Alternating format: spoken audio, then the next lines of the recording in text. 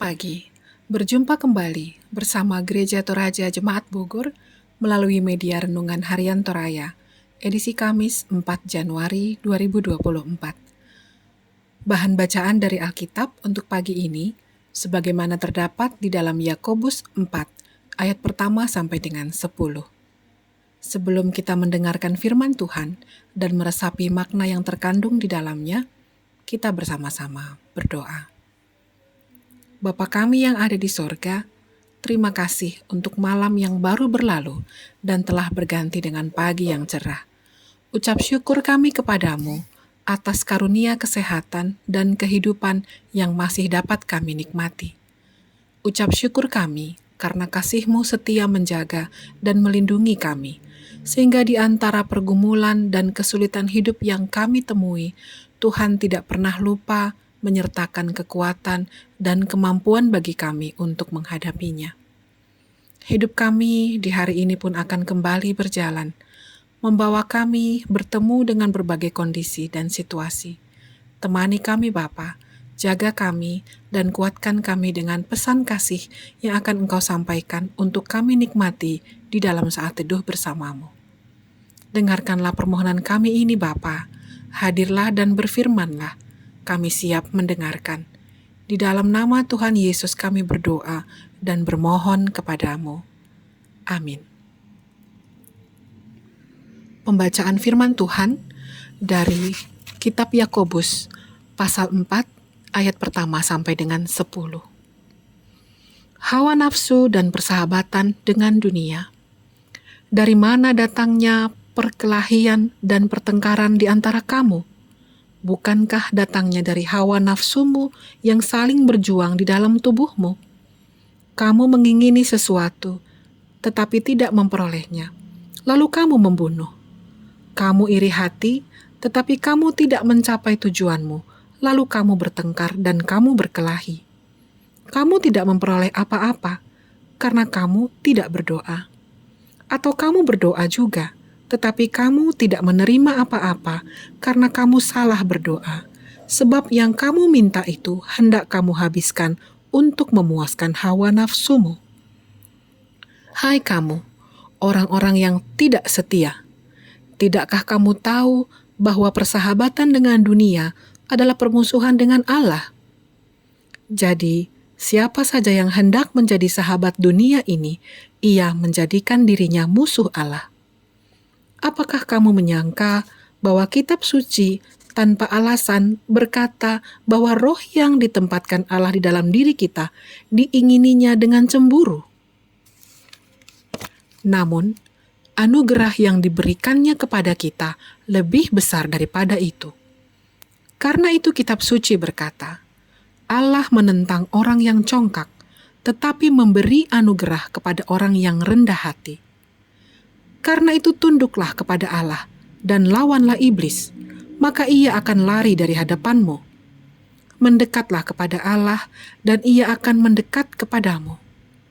Tahirkanlah tanganmu, hai kamu orang-orang berdosa. Sucikanlah hatimu, hai kamu yang ragu-ragu. Sadarilah kemalanganmu, berduka cita dan merataplah. Hendaklah tawamu kamu ganti dengan ratapan dan sukacitamu dengan duka cita. Rendahkanlah dirimu di hadapan Tuhan, dan Ia akan meninggikan kamu. Amin. Demikian firman Tuhan. Relasi yang benar, kasih ulangan, matontongan. Bacaan hari ini berisi tentang ajaran atau didikan bagi semua orang percaya dalam hal memilih bentuk persahabatan atau relasi yang tepat. Hal tersebut dilakukan melalui perbandingan antara dampak relasi dengan dunia dan relasi dengan Allah. Ayat pertama sampai dengan ayatnya yang kelima jelas berisi dampak orang yang bersahabat dengan dunia. Sedangkan dalam ayat ke-6 sampai dengan 10 berisi nasihat untuk membangun relasi atau persahabatan dengan Allah. Persahabatan dengan dunia akan membuat manusia disetir dan dikuasai oleh kehendak untuk mengingini. Kehendak itu dapat bermuara pada usaha-usaha yang tidak pantas atau menghalalkan segala cara, guna mendapatkan sesuatu yang diingini. Seseorang yang demikian akan menjadikan dirinya sebagai pusat, sehingga menolak kehadiran yang lain. Sedangkan persahabatan dengan Allah yang ditunjukkan melalui kerendahan hati, sebagaimana di dalam ayat 6 dan 10, akan membuat manusia berkenan bagi Allah, akan dikasihi dan ditinggikannya. Pengakuan Gereja Toraja mengutarakan bahwa kehidupan sebagai orang beriman kepada Kristus menempatkan kita di dalam pergumulan antara dosa dan anugerah. Artinya, kendati manusia telah menerima anugerah ganda, yaitu penebusan dan pengudusan, tetapi kenyataan dosa tetap membuntuti kita hari demi hari. Kenyataan tersebut mestinya mengantarkan kita pada kerendah hatian untuk berserah agar Roh Kudus yang senantiasa menyadarkan kita dan membawa kita hidup di dalam pertobatan dari hari ke hari sebagai penanda kita milik Kristus. Amin. Mari kita berdoa. Puji dan syukur kami naikkan ya Bapa untuk firman yang boleh diperdengarkan kepada kami pagi ini. Bapa mengajarkan dan mengajak kami anak-anak-Mu yang Engkau kasihi untuk lebih dekat kepadamu dan memiliki relasi yang erat dengan-Mu saja. Kami menyambut ajakan-Mu Bapa. Kami mempercayakan hidup kami di dalam penyertaan-Mu. Tuhan yang baik, kami berdoa juga untuk aktivitas kami dan anak-anak kami yang sebentar lagi akan kembali berjalan normal seiring akan berakhirnya masa liburan.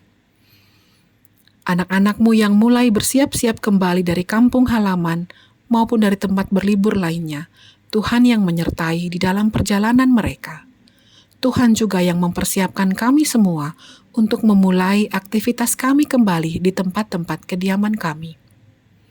Tahun ini adalah tahun dengan harapan baru, semangat baru, yang harus terus kami warnai dengan kebaikan-kebaikan dan pelayanan-pelayanan sesuai dengan talenta dan bidang tugas pekerjaan yang ada pada tiap-tiap kami. Ya Bapa, kami pun mengingat saudara-saudara kami yang mengalami bencana alam, baik di negara kami maupun di negara lain. Banyak korban jiwa dan tidak sedikit kerugian material yang harus ditanggung sebagai dampak bencana alam tersebut. Berdoa kami Tuhan untuk para keluarga korban, mereka yang kehilangan orang-orang yang dicintai, kehilangan harta benda yang telah mereka perjuangkan. Kiranya mereka boleh Tuhan kuatkan menjalani apa yang Tuhan perkenankan terjadi atas mereka. Pulihkan mereka melalui tangan-tangan para penolong. Mereka yang mengalami penderitaan secara fisik, bahkan mungkin ada yang mengalami gangguan psikis akibat bencana alam yang menimpa mereka, kiranya Bapa berkenan menyembuhkan. Kami memohonkan ampunan-Mu Tuhan, atas setiap kesalahan ataupun dosa yang kami perbuat melawan kehendak-Mu. Firman-Mu yang terus-menerus diperdengarkan kepada kami, kiranya boleh menjadi tameng bagi kami, di dalam menghindarkan diri kami dari perbuatan, perkataan, maupun pemikiran yang menjadi pemicu hadirnya dosa dalam hidup kami. Terima kasih Bapa buat hari ini. Terima kasih Tuhan. Kami naikkan doa ini kepadamu melalui Putra Tunggal-Mu, Yesus Kristus. Amin. Bapak, Ibu, dan Saudara terkasih, jadikanlah firman yang telah mengisi hati kita pada pagi ini sebagai peneguh tekad kita di dalam memutuskan untuk memiliki dan memelihara relasi yang hanya dengan Allah saja. Selamat menjalani hari ini. Tuhan memberkati.